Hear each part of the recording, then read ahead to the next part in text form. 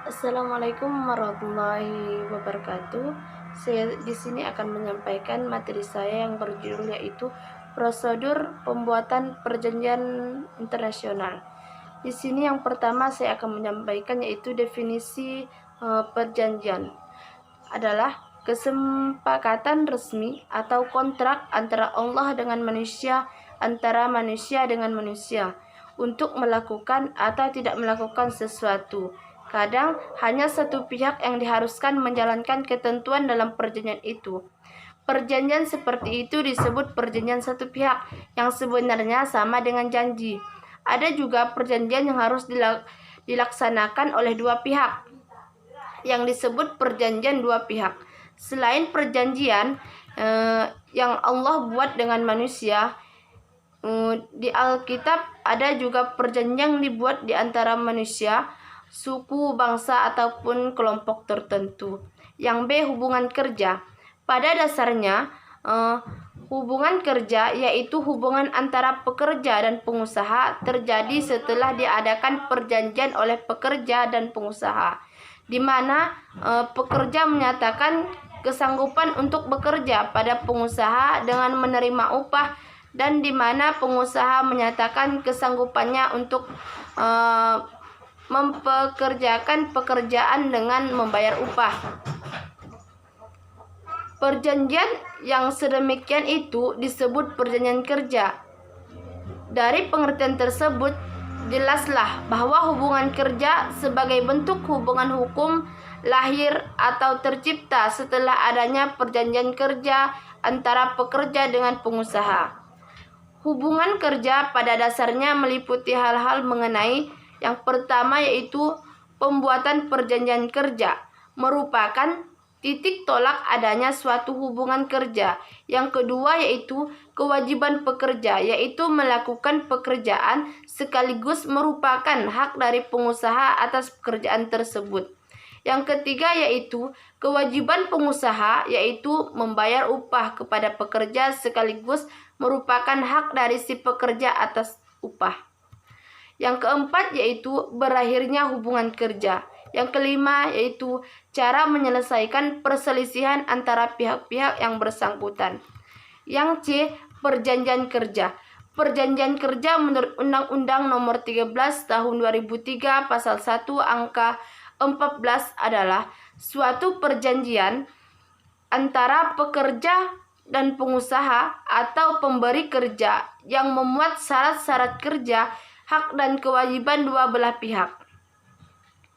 Perjanjian kerja pada dasarnya harus membuat pula ketentuan yang berkenaan dengan hubungan kerja itu, yaitu hak dan kewajiban buruh serta hak dan kewajiban majikan.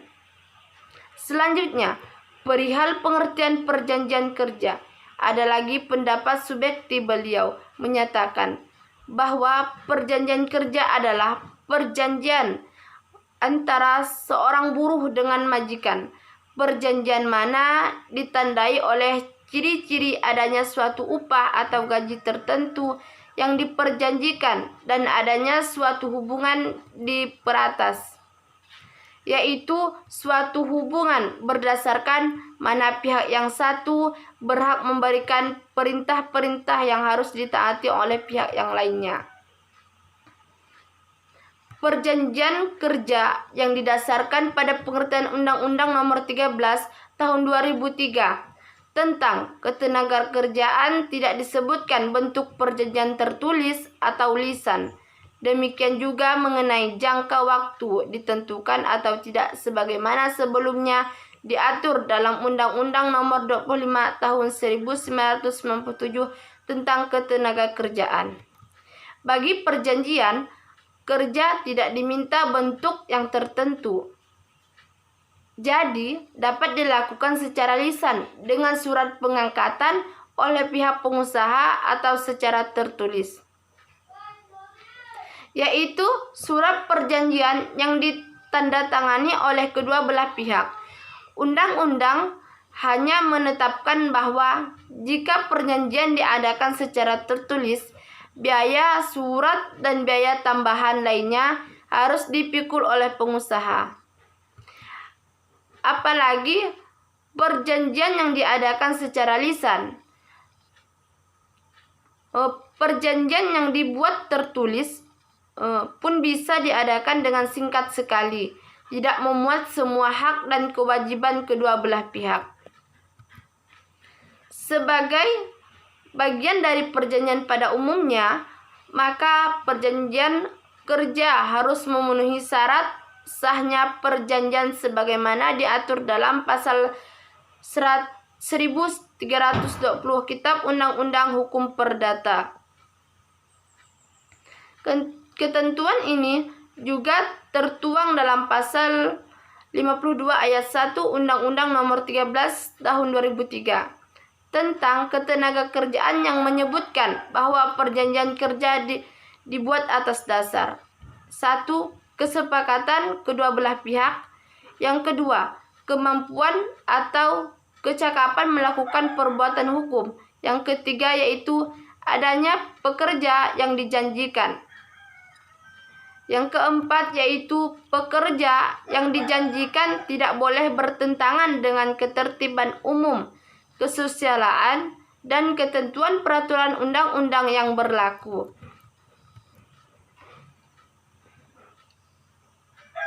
Kesepakatan kedua belah pihak yang lazim disebut kesepakatan bagi yang mengikatkan dirinya, maksudnya bahwa pihak-pihak yang mengadakan perjanjian kerja harus setuju atau sepakat, setia sekata mengenai hal-hal yang diperjanjikan.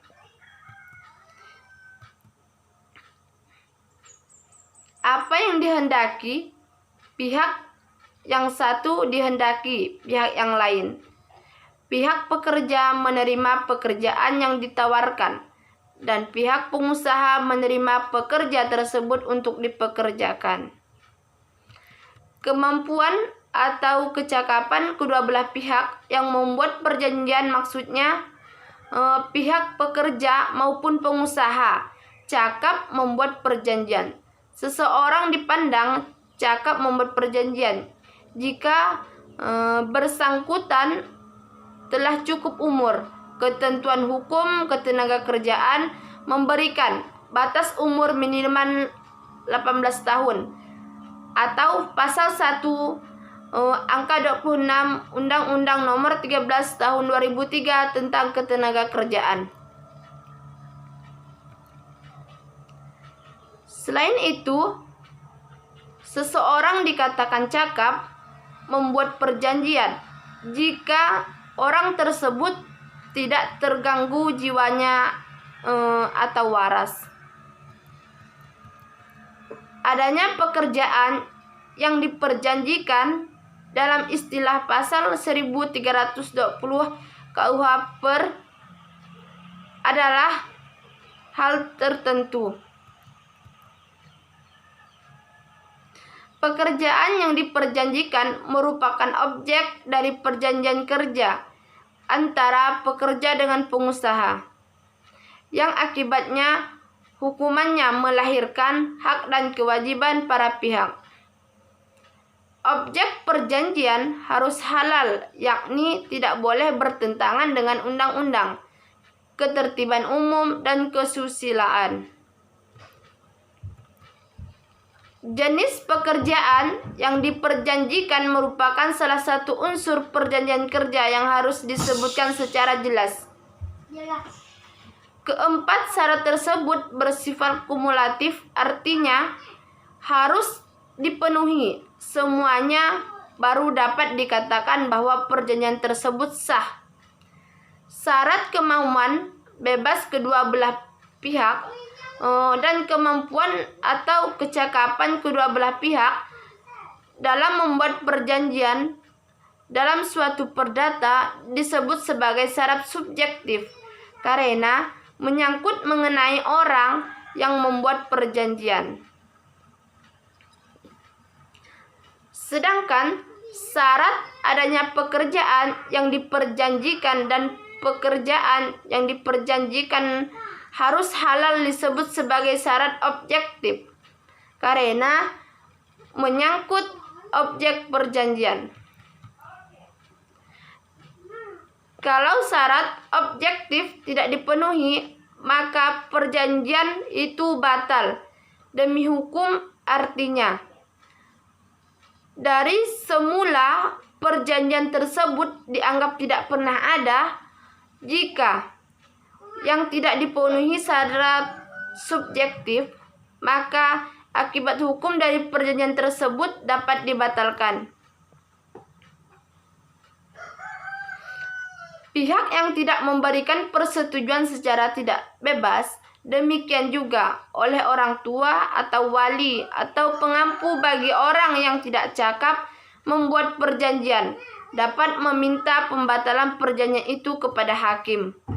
Dengan demikian, perjanjian tersebut mempunyai ketentuan hukum selama belum dibatalkan oleh hakim. Di sini adanya unsur-unsur yang ada dalam suatu